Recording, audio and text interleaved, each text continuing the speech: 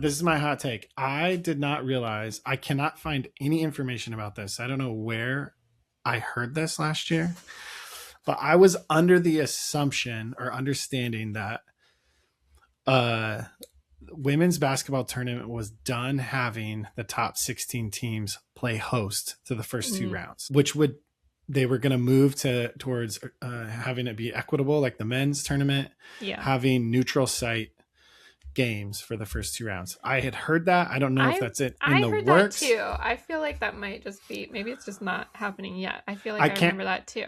I can't find information. I was really excited. I kid you not. I was really excited all the way up to the bracket reveal this Sunday, thinking like, oh yeah, like no one's hosting. I wonder what, and like I looked it up and I was like, no, no, no. They released on Saturday the host sites for the top 16 teams. Mm-hmm.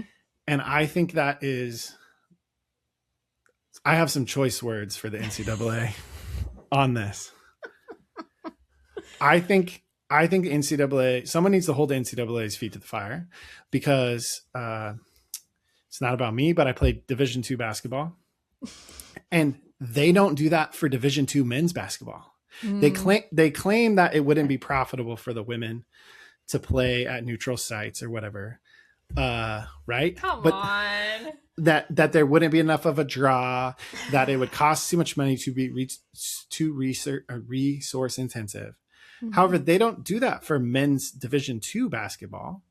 What they do is they have regional sites. So they take the top team from each region is the host. So you have one team hosting 8 teams. I have no problem with the top teams in the region playing host. I do have a problem with a 3 or 4 seed like TCU. Like UW actually got a really good draw and they're playing at TCU, but most of the brackets said that UW was going to have to go to LSU, who is the 2. Mm. It's not even the same competition when you're playing at someone's home. No, it's not. It's not. If it's not, and it's not a fair, that there's not parity when you have to travel across the country to play essentially a home game for somebody, and they're only hosting 3 games. Yeah. So like in Division II, they figured it out that if you're the top seed in your region, you play host to 8 teams. Right.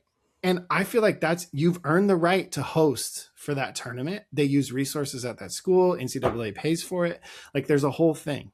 They fly. I mean, because NCAA pays for travel. Like it's a whole thing. They can coordinate it. It's not crazy. Mm-hmm. It would be amazing to see. Could you imagine UCLA, UConn, South Carolina, like hosting 8 schools? Yeah.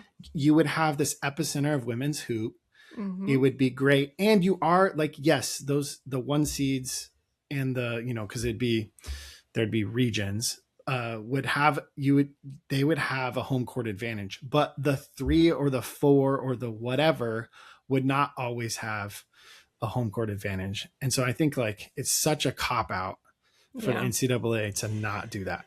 Yeah, and it's like, it's true that like UConn, like South Carolina, like these places have built institutions, right? Where there are a ton of women's basketball fans around. Yes. And if they're not even close, like they would make the trips there, right? And you'd get to see whoever you get to see, and it would still be cool. Whereas, yeah, no, if you're just out there playing, a home game for somebody else, is it even March Madness? Like, it doesn't really make it different than like a normal game during the season. Um, but yeah, no, I hate that. It's I terrible. think March Madness is now women's March Madness, men's March Madness.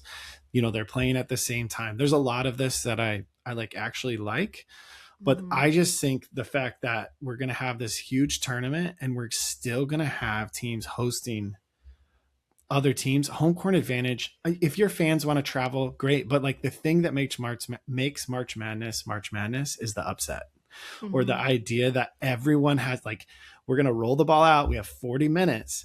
And if you have to like play in someone else's gym, or how many of those facilities have terrible visiting locker rooms? I'm sure, Like, right? I've been in some of these arenas as like smaller arenas, but like as a player, or then like we've been to even climate pledge, like there Mm-hmm. is still a pretty big gap between what the home team's locker room is like and the away team's locker room is like.